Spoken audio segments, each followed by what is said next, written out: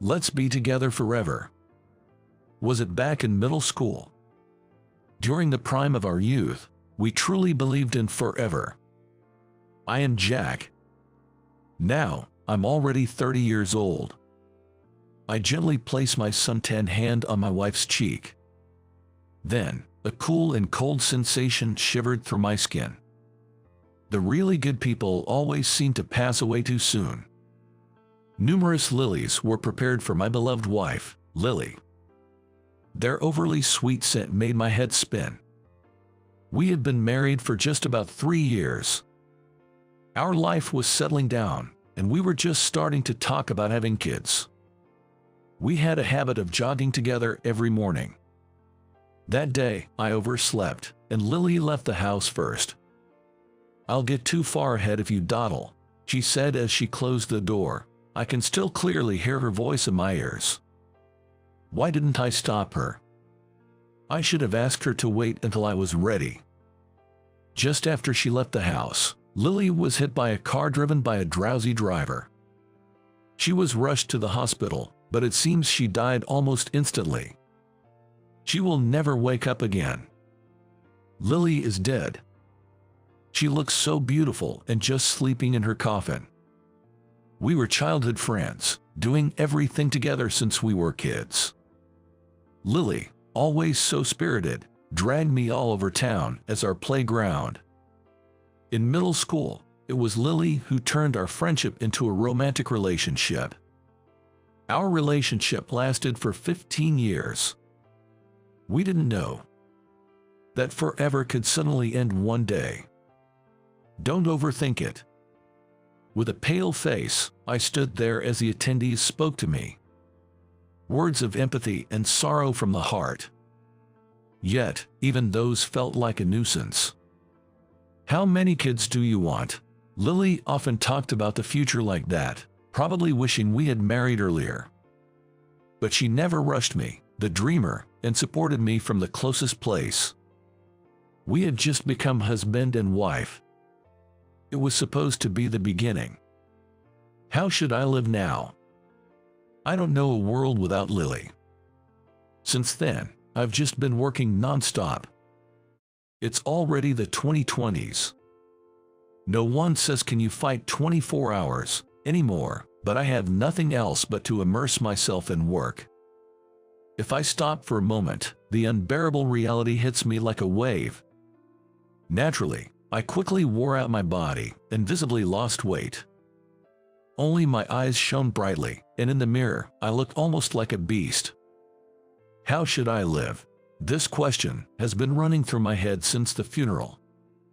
Maybe there's no answer. I continue to punish myself day after day. Then, one day, today, my body feels heavier than usual. Thinking of getting some fresh air, I slowly stood up. At that moment, everything went dark, and I collapsed. "Jack, are you okay?" "Hey, Jack." I hear my boss's voice from afar. But I don't have the strength to respond. Maybe it's not so bad to go to Lily. Thinking such thoughts, I passed out. When I woke up, I was in a hospital. Where am I? Reacting to my voice, the white curtains around me were swiftly opened. "Did you sleep well?" said a kindly old man. He is probably a doctor at this hospital. "It seems you've been quite exhausted." "Yes, but I need to get back to work." As I tried to get up, the doctor raised his hand in a gesture of caution. "You shouldn't overdo it at a time like this." Lying in bed, I listened to the doctor's words. "It seems I need a long rest." I felt something akin to despair. If I don't immerse myself in work, I'll have to face what I don't want to think about. It's not that the doctor is wrong. But please, don't ask me to do something unreasonable. After a while of resting, I went straight home. Facing the empty room, I whispered softly, "I'm home." The words vanished into the air like smoke. Resting, but what should I do? Rubbing my chin where a bruise had formed, I threw myself onto the sofa. Then, I noticed the bookshelf in the living room. There were the historical novels and fashion magazines I loved to read, and Lily's favorite books with stylish covers lined up tightly. Among them was one book that somehow caught my interest. I got up from the sofa and picked it up. Complete Guide to Hawaii. That's right. We had planned to go to Hawaii during this year's Christmas holidays. The cover depicted a deep blue sea. A book forgotten as if it had lost all its value. Feeling sorry for it, I brought it to the bedroom and started to read it while lying down. Sparkling sandy beaches and water surfaces that seemed to melt into the sky. Hawaii might not be bad. I took out my cell phone and opened a flight booking website. At this time of the year, just before the summer vacation rush, it seemed quite easy to get a flight. I booked a ticket for one, leaving tomorrow, and then fell asleep. I'll book a hotel when I wake up tomorrow. Well, it'll work out somehow. The moment I landed in Honolulu, I regretted it. I should have worn short sleeves. I had worn a long-sleeve t-shirt that was hanging in my room. I completely forgot about Hawaii's heat. I managed to book a hotel, so first, it's time to eat. I entered the first diner ISO and opened the menu. I ordered a glass of beer and a classic Loco Moco.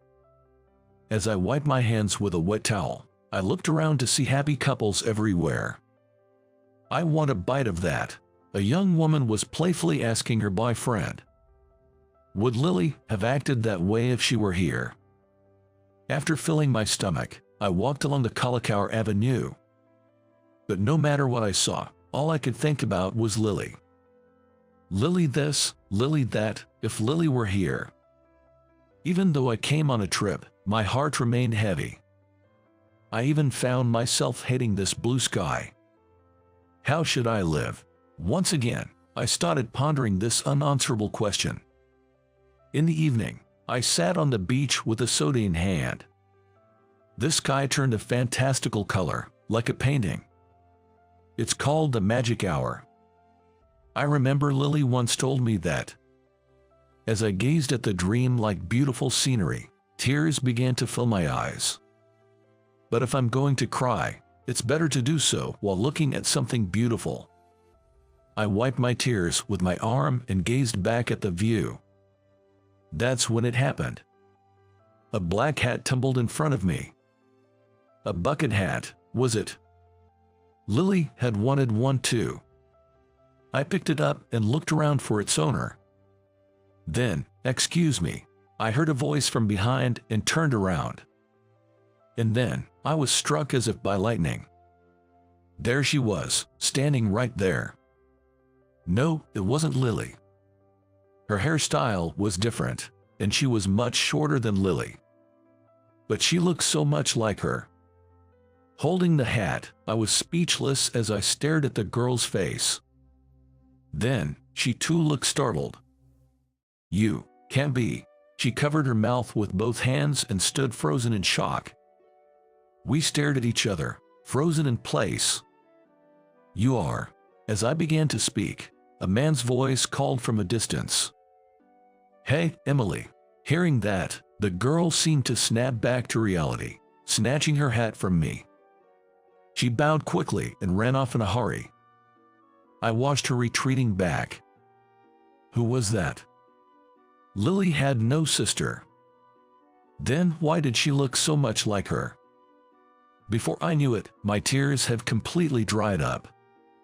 Maybe it was just a hallucination, my brain creating images of Lily.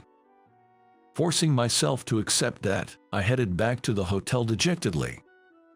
The next morning, I went straight to the beach after waking up. The early morning sea was refreshing. Standing in the water up to my waist, wearing my clothes, I felt the cool breeze. Memories of the years Lily and I spent together came flooding back. She was always my biggest fan and supporter.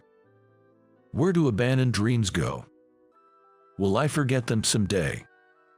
As if to shake off those thoughts, I took a deep breath and dived under the water. Even if today is a bad day, tomorrow can surely be a good one. That was Lily's favorite saying. Hey Lily, it's been a while, but no good days have come. I wanted to be with you forever. It was a short trip to Hawaii. While waiting for my luggage, I looked at the photos I had taken on my cell phone. I wished I could have shown them to Lily. After a while, my luggage arrived. Then, I heard a familiar voice. Hey, Emily. It was the same voice that had called out to the girl on the beach. I looked in the direction of the voice and saw a familiar black hat. Ah, our eyes met Lily's look-alike. She was on the same flight. I hadn't noticed at all. Such a coincidence, I thought, when... Hey, isn't that you, Jack? The man who had been with the girl approached, calling my name. It seemed he was an acquaintance. As I racked my brain thinking, who was it again? The man approached with a smile. Jack, were you on a trip too? Yeah, well, it's good to see you've cheered up a bit. At that moment, I remembered seeing this man somewhere. The place was Lily's funeral. His name, if I remember correctly, was Joseph. He was a distant relative of Lily's. Then, this girl must be. Don't be shy, Emily. Come here and say hello. The girl, who had been watching from a distance, slowly came over. Even up close, she looked just like Lily. I couldn't help but keep my eyes on the girl's face, wondering if it was rude. Jack, this is my daughter, Emily. She's in middle school and a bit shy around new people. Emily glanced at me, then shyly lowered her gaze and gave a small nod. I turned to her father and asked a question. If you don't mind me asking, is Emily related to Lily by blood? It was a bit of a forward question, but he answered with a smile. Oh yes, they are related. I believe Lily's mother's cousin's daughter or something. A distant connection, but definitely there. It seems they are related, though distantly. To think they could resemble each other so much. I ended up having a great conversation with Joseph, Emily's father, and we exchanged phone numbers. We even found a common interest in historical novels and agreed to visit his house to see his collection. See you another day, he said, as we parted, and Emily didn't look at me the entire time. It was a bit shocking, but she's at a sensitive age, so there must be a lot on her mind. Well, time to go. Back to reality tomorrow. Let's go home. Back to that dark room. A few weeks later, on a Sunday, I was invited to Joseph's house. After driving for about an hour, the navigation system announced my arrival. Welcome, come on in.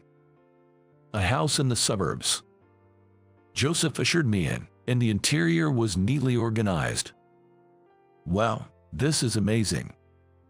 His prized bookshelf was filled with a vast collection of historical novels. This is just a part of my collection. Wow, that's incredible. Then, I heard the front door open. Dad, I'm home. Who's visiting? Emily, apparently returning from an extracurricular activity, entered the room. Hello, Emily.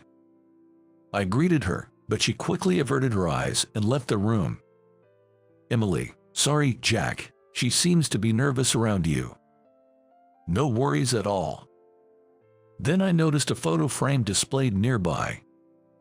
A young Emily, Joseph, and a boy with a woman around Joseph's age. Oh, this is my late wife and son. He picked up the photo frame, and the siblings looked so much like him. His wife, too, had an aura similar to Joseph's, probably from years of being together. Emily was just in elementary school when they had an accident. An accident, huh? Just like Lily. That's why, I understand what it's like to lose someone important. Even if you love them, even if you care for them, goodbyes always come suddenly. Then we talked about the loved ones we've lost, comforting each other in our shared pain. occasionally picking up a historical novel.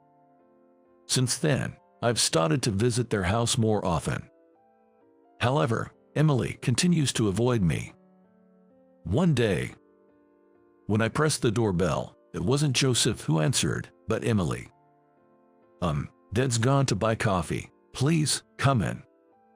Saying this, Emily opened the door, her gaze downcast. Her expression and even her voice were so much like Lily's. But I shouldn't stare too much.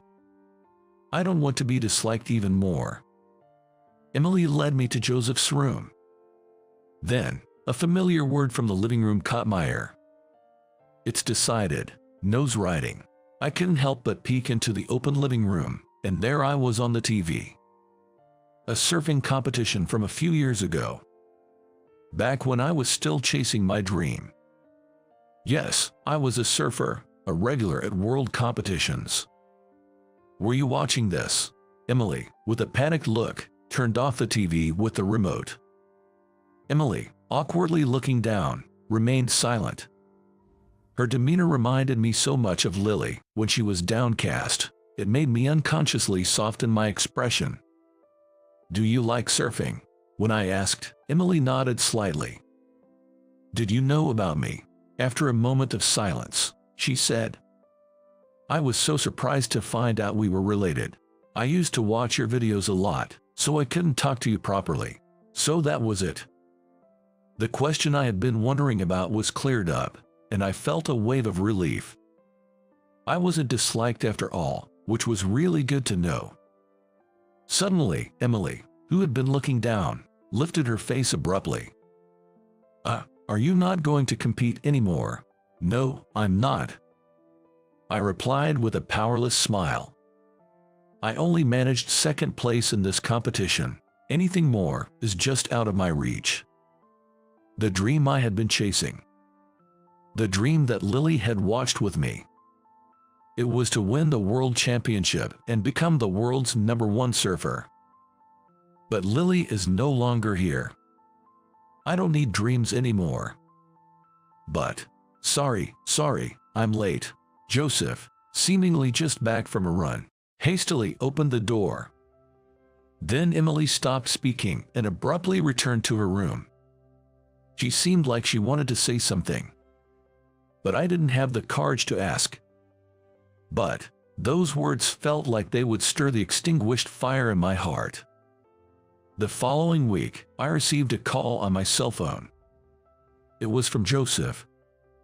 Hello, hey, are you free right now? Before I could answer, Joseph started explaining. He and Emily were at a surf shop, looking for a beginner's board and needed some advice. Surfing, for Emily. Yeah, she's been asking for a while, and she did well on her exams, so it's a reward. I had nothing else to do today, just lounging around at home. So, I decided to head to the shop where they were. Man, I'm glad you're here, Jack. I had no clue what to get. Joseph said, laughing heartily. Next to him stood Emily, holding her newly bought board, looking delighted. It's been a while since I visited a shop, and I felt quite excited. As we were about to part ways, Emily stopped me. Excuse me, if it's okay, could you teach me how to ride the waves sometime? I was honestly confused. I had stopped surfing after Lily's absence. Riding the waves would surely bring back memories of Lily's smile. That was painful for me. Of course, I won't ask for free. Learning from you, the best surfer, I don't know if my allowance will be enough, though. Emily looked almost tearful, desperately gazing into my eyes. Okay, you've won me over with that determination. You don't need to pay me. How about next Sunday? At that moment, Emily's face brightened. The best surfer, huh? While feeling a bit bitter, I parted ways with Joseph and Emily. The promised Sunday. A surfer's morning starts early. I went to pick up Emily at her house before 6 a.m. She was already waiting outside, eager. Good morning, she said, bowing her head. It felt like a sports camp. Leaving Joseph to join us later, Emily and I headed to the beach. The weather was clear. The wind was gentle and the waves were calm. The conditions weren't bad for a beginner. They weren't enough for me, but well, I'm not the one surfing. Emily, dressed in her wetsuit, was beaming, and that made me happy too. She's a quick learner, absorbing everything I taught her. Let's take a break for now. After spending some time in the sea, we went back to the car and ate sandwiches we'd bought on the way. Emily seemed to be getting more comfortable with me, starting to share things about herself. She talked about school, her extracurricular activity, her friends, and how she got into surfing. Surfing. My brother loved it. He used to watch your competition videos a lot. Emily was very close to her late brother, and her stories of him were tinged with sadness. Maybe it's rude to ask, but what was Lily like? Lily was. This sea breeze caressed my face. I remember talking like this on days with weather like this. Lily was my everything. More important than anything else, even more than surfing. I felt a twinge in my nose. I thought I had cried all the tears I had, but apparently there were still more. Are you really done competing? Such a straightforward question from a middle schooler. I, now a cunning adult, just smiled ambiguously to dodge the question. After lunch, with Joseph watching over us, Emily and I enjoyed the sea for a while longer. Since then, I've been to the beach several times with Emily and Joseph, carrying our boards. Emily had a great knack for surfing, improving interestingly fast. Each visit to the sea, I felt something stirring inside me. But I pretended not to notice. Passion, dreams, I thought I didn't need them anymore. Then, one day, "Jack, did you see that?" "Yeah, I saw it. Great job." Emily was attempting tricks that even intermediate surfers struggled with.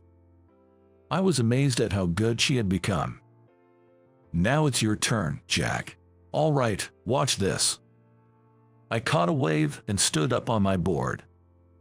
But then, maybe due to fatigue, my vision blurred. For a moment, I lost strength in my legs and nearly fell off the board. That's when it happened. "Go, Jack, don't give up."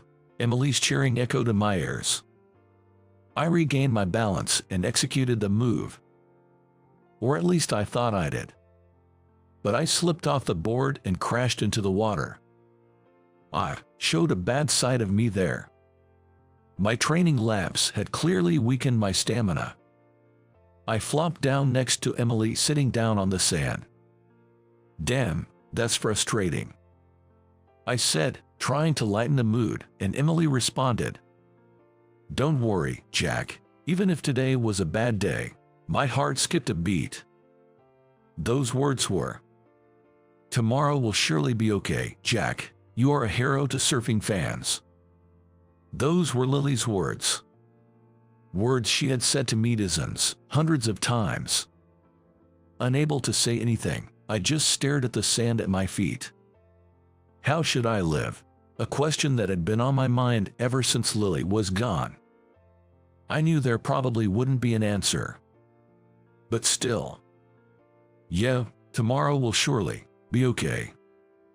I stood up abruptly and dived into the sea. My overflowing tears blended with the water, becoming one with the sea. "Hey Lily, I don't think I'm ready to move on yet. But I want to be okay, little by little, tomorrow, and in a year, in 10 years. I want to live a life that wouldn't embarrass Lily.